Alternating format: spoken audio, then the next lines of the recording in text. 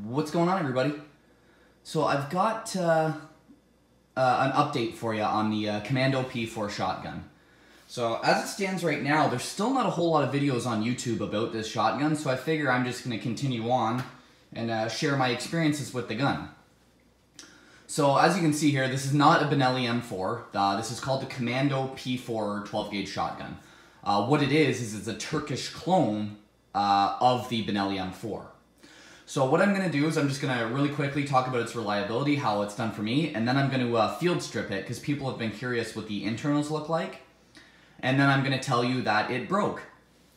So let's get into it. Shooting, so I've shot a variety of ammunition through the shotgun. There's been quite a few shells, so I've got a pile here of all the shells I fired. So I fired 25 of these Cleaver number 4 buck, no problems at all. Right here is heavy game load. This is number 2, lead, 25 of these, low brass, no problem at all. S&B, low recoil double-aught buck, 25 rounds, no problems at all. Challenger, number 8 skeet load. I had 2 failure to feeds with this. What is this, number 2 or number 4? Low brass, no problems at all. Full power double-aught buckshot from Federal, no problems at all. Number 5 steel shot, no problems at all. And number 9 Federal birdshot. This is, again, a skeet load. I suffered 2 stovepipes, so it isn't, and all of these, so every shell you see here, there was 25 fired in total. So you got 25, 50, 75, 1, 25, 50, 75, 2, yeah. So there's 200 rounds through the gun, not a lot. But I did this all in a weekend, so like I'm very sore. But yeah, overall, the gun worked really well. It worked exactly as it was supposed to with the heavier loads. It cycled the birdshot surprisingly well, or at least the Challenger. The failure to feeds, I think it was the shell, because both shells were kind of deformed when it tried to feed them. So I don't know if the gun did that or if it was just the shells, but it cycled them just fine. The Federal stuff, the gun felt very sluggish. Like when it was cycling, you could really feel the action like trying to cycle. So that's something to mention as well. Get these out of the way here.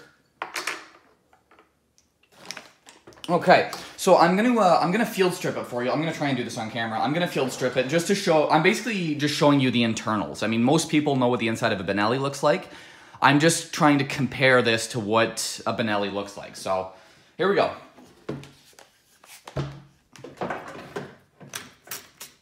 Unscrew your muzzle cap. Now, you know what? For the safety Nazis, by the way. Unloaded. Okay.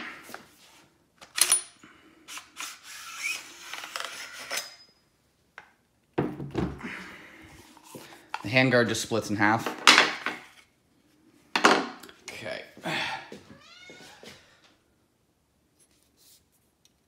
So there's your pistons. Looks an awful lot like a Benelli system, doesn't it? At first, from what the gun store owner told me, it's like, oh, it's very similar to the Reming Versamax. I'm going to be honest, after seeing a Benelli M4 field strip, this looks a lot like a Benelli. Same gas system. Set that down to remove the bolt. Just give her a good yank, she'll come out. Turn it upside down, get that bolt to come out. There we go. Here's your bolt. Awfully reminiscent of a Benelli bolt, that's for sure. Kind of see the wear on the rails a bit here.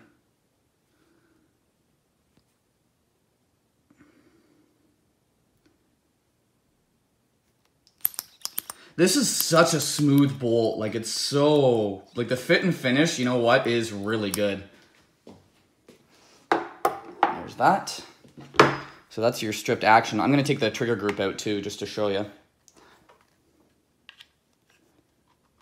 So on the charging handle, there's a little lip that once you get the pin pressed out, you can actually hook it, and it'll pull the trigger bar pin out. And that should just rotate it down, and out it goes. Okay, so there's the stripped receiver. Show you the insides if I can. The lighting's not great, I do apologize.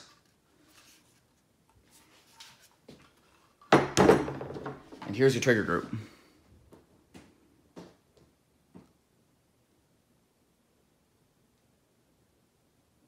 You can see on the hammer, kind of got some nicks and dings on it from those rounds, or from setting those rounds off.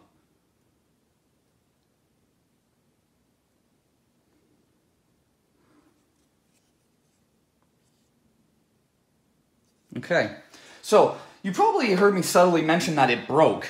Well, it did.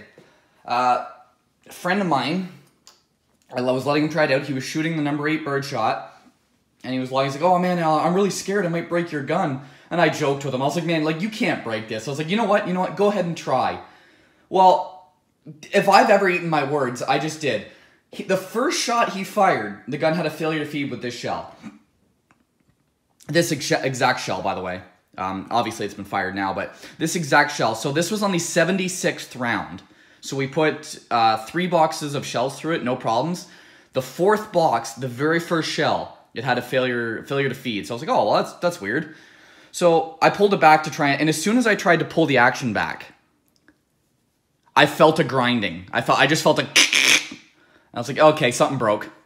So we stopped, we took the gun apart, and right on the barrel here, on your, I'm assuming this is the ejector. So, let's see if I can show it. Right there. You see it right there? There's a pin there that holds this in place. That pin walked out. And when the action cycled back, the pin walked out far enough so when it cycled forward again, so when the bolt tried to slide forward, the locking lug here caught that bolt and bent it into place, and it locked the bolt in essentially like a locked back position. And oddly enough, like there's no damage to the actual bolt itself from where it hit. So it's obvious that this is very well, like, it had been heat treated really well.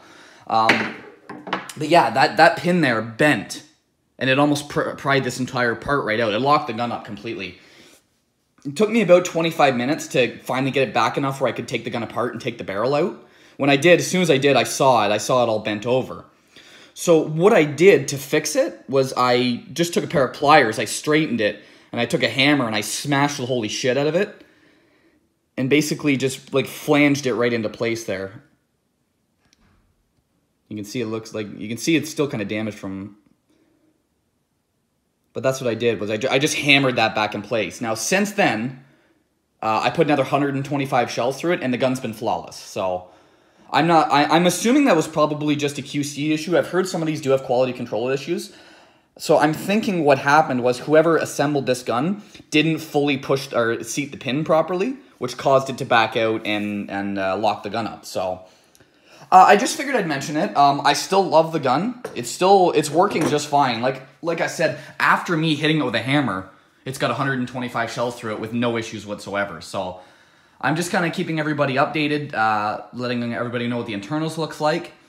Yeah, it's just something to keep an eye out. So if you're taking this gun apart, and you're looking, just make sure when you field strip, obviously you should be taking your gun apart and inspecting it before you shoot it. Just have a look at that pin there. Make sure that pin that's in that spot there for the, like I said, I assume it's the ejector. Just make sure it's seated in there properly. It's not sticking out any. When I checked it, I saw it sticking out, but I didn't think much of it. I was like, oh, that's probably supposed to be like that.